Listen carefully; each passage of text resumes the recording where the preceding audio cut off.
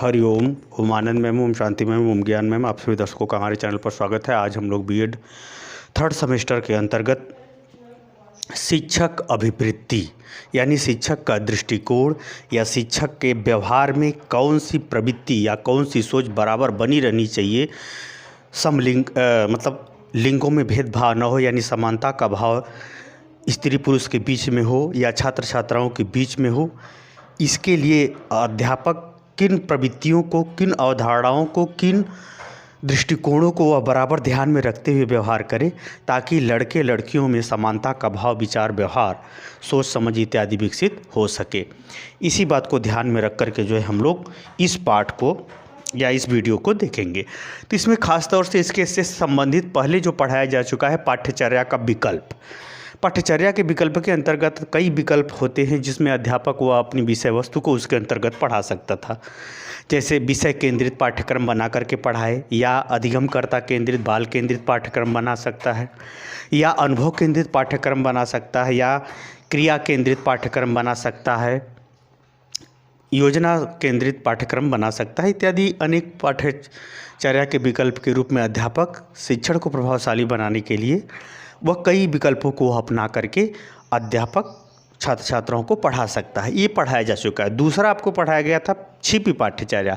छिपी पाठ्यचर्या के अंतर्गत विषय वस्तु और उससे संबंधित पाठ्य सहगामी क्रिया जो प्रयोगात्मक कार्य होते हैं, उन दोनों के अलावा अध्यापक जो अपने जीवन, अपने व्यवहार, अपनी क्रियाकलाप, कौशल, अपने दृष्टिकोण इत्यादि को उसमें जोड़ करके जो रुचिपूर्ण ढंग से पढ़ाने का प्रयास करता है या अधिगम कराने का प्रयास करता है, जिसमें वह कुछ मजाक जोड़ता है, कुछ जो है अनुभविक बातें जोड़ता है, कुछ उसे पिछले कक्षाओं की बातों को याद दिला करके अधिगम कराने पर बल देता है या पाठ को शुरू करता है। ये सब अनेक गतिविधियां शामिल होती हैं जिसको हम लोग छिपी पाठ्यचर्या के रूप में अध्ययन किए थे।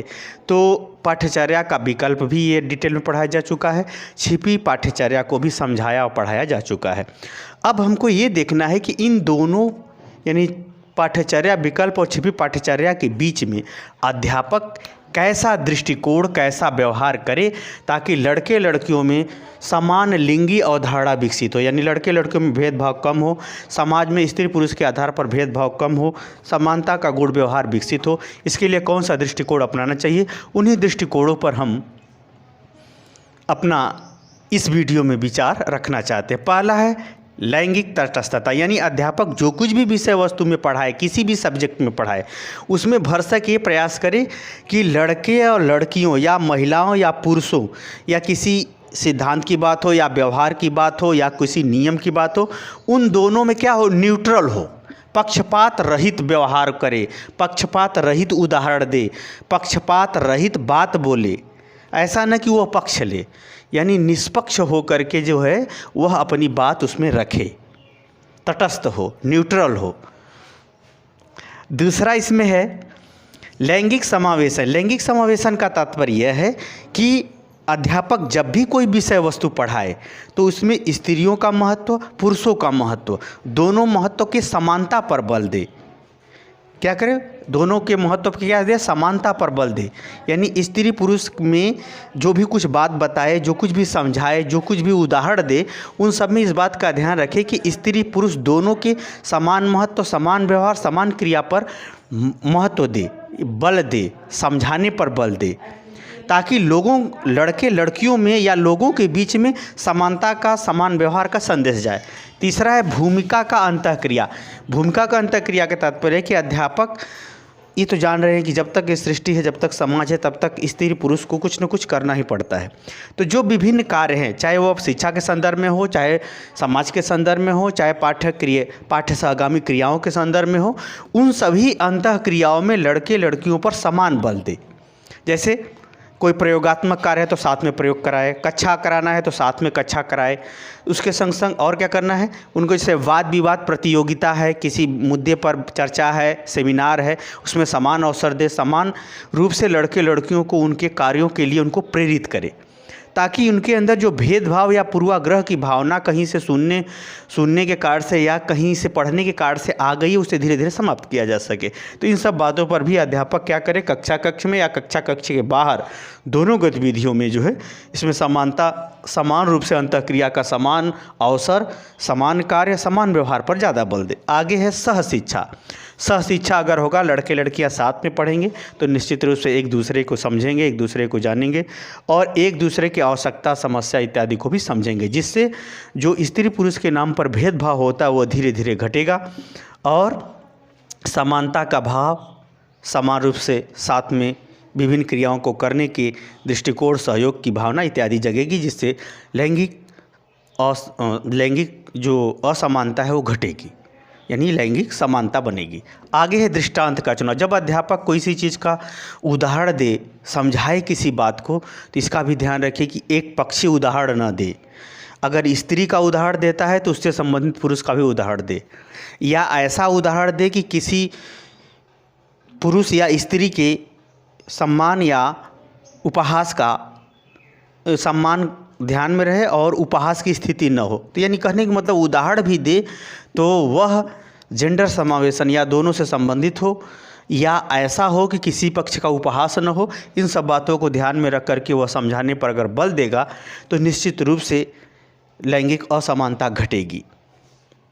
आगे है परिवर्तनशील भूमिका की आवश्यकता। जैसे समाज बदल रहा है, समय बदल रहा है, आवश्यकता बदल रही है, मांग बदल रही है, तो निश्चित रूप से अब मानवीय मूल्यों को नए ढंग से परिवर्तित करके स्थापित करने की आवश्यकता पड़ती है। तो ऐसी परिस्थिति में क्या होता है कि परिवर्तनशील भूमिकाओं, यानी स्त्रियों के परिवर्तनशील भूमिका, पुरुषों के परिवर्तनशील भूमिकाओं को भी समझाना चाहिए कि वर्तमान बदलते हुए परिस्थिति में स्त्री पुरुष को क्या करना चाहिए, क्या नहीं करना चाहिए, किस तरह से अपने कार्यों को आगे बढ़ाना चाहिए, क्या ध्यान रखना चाहिए, क्या नहीं ध्यान रखना चाहिए, सहयोग और सहानुभूति को किस सीमा तक बनाए रखना चाहिए और किस रूप में बनाए रखना चाहिए। इस प्रकार से कोई भी कार्य हो, कोई क्रिया हो, कोई संबंध हो, उन सभी दायित्वों को व्यवस्थित ढंग से समझने संबंधी बातों में भी स्त्री पुरुष के आधार पर उसे समझाना चाहिए। उसमें भेदभाव करके किसी को अच्छा, किसी को बुरा इत्यादि बातों को अध्यापक को नहीं कहना चाहिए, ताकि जो है दोनों में समानता बन सके।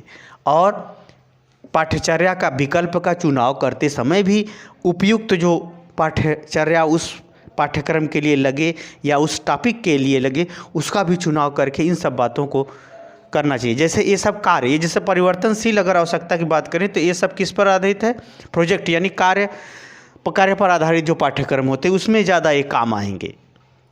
ये दोनों चीज़ें पढ़ाई जा चुकी हैं, बस इन दोनों चीज़ों में अध्यापक क्या करे, मैं यही टॉपिक है, इसी को मैं समझाने का प्रयास करूँगा। अगला है अभिप्रेरणात्मक प्रोत्साहन। जैसे अगर हम बात करें तो पुरुष, अधिकांशतः संस्कृतियों में पुरुष ही ज़्यादा पढ़ा, आगे पढ़ा, जल्दी पढ़ा और आगे पहले पुरुष बढ़ा तो फिर बाद में महिलाएं बढ़ी। लेकिन हकीकत बात यह है कि महिलाओं को जैसे ही अवसर मिला वैसे ही किसी भी क्षेत्र में पुरुषों से कम अपनी योग्यता को साबित नहीं किया, बल्कि उनके समान ही महिलाएं भी साबित की हैं। तो इसका तात्पर्य यह है कि महिलाओं को भी जो अवसर मिले हैं खेलकूद में या पढ़ाई के क्षेत्र में या कंपटीशन के क्षेत्र में या अन्य किसी क्षेत्र में, तो वह पुरुषों के समान ही अपनी योग्यता क्षमता का प्रदर्शन किया है। तो उन सब बातों को भी प्रस्तुत करके जो अनाप शनाप या रूढ़िवादी भावनाएं पुरुष बना रखे हैं उनको दमन करना चाहिए, उन्हें शांत करना चाहिए, उन्हें बताना चाहिए कि ऐसा नहीं है, यानी प्रोत्साहन देना चाहिए लड़कियों को। और हो सके तो विभिन्न कार्यक्रमों में, सांस्कृतिक कार्यक्रमों में, प्रतिस्पर्धात्मक कार्यक्रमों में इनको पुरस्कृत भी करना चाहिए, ताकि एक प्रकार से प्रेरणा का स्रोत अन्य महिलाओं के लिए हो सके, ताकि समाज में स्त्री पुरुष के आधार पर समान विचार, समान व्यवहार, समान सोच इत्यादि संबंधी धारणाएं विकसित होती चली जाएं और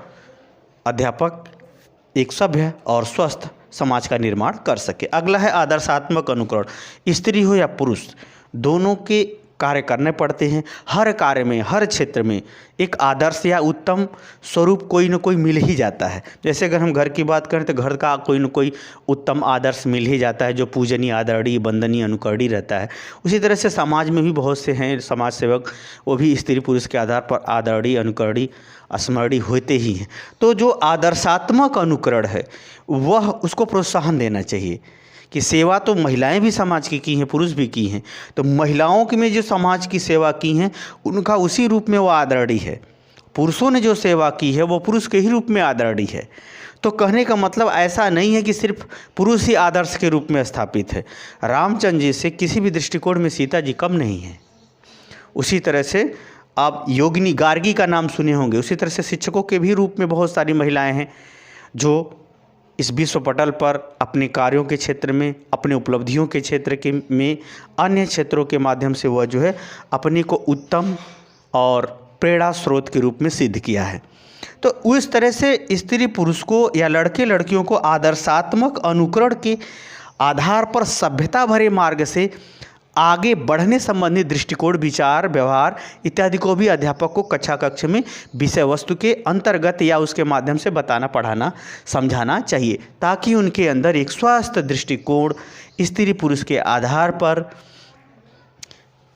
बन सके और छिपी पाठ्यचर्या के अंतर्गत अध्यापक अपना स्वस्थ दृष्टिकोण, स्वस्थ व्यवहार विभिन्न पाठ्यक्रमों के विकल्प के रूप में अपनाते हुए प्रस्तुत कर सके। तो मुझे उम्मीद है कि पाठ्यचर्या विकल्प और छिपी पाठ्यचर्या के अंतर्गत एक व्यवस्थित या सभ्य या उत्तम अध्यापक किस ढंग से लैंगिक समावेशन यानी स्त्री पुरुष में भेदभाव को कम करते हुए एक स्वस्थ व्यक्तित्व का निर्माण कर सकता है। इस बात को आप समझ गए होंगे। समझ गए हैं तो कमेंट बॉक्स में ज़रूर बताइए। साथ ही मेरे चैनल को लाइक शेयर सब्सक्राइब भी कीजिए। हरिओम।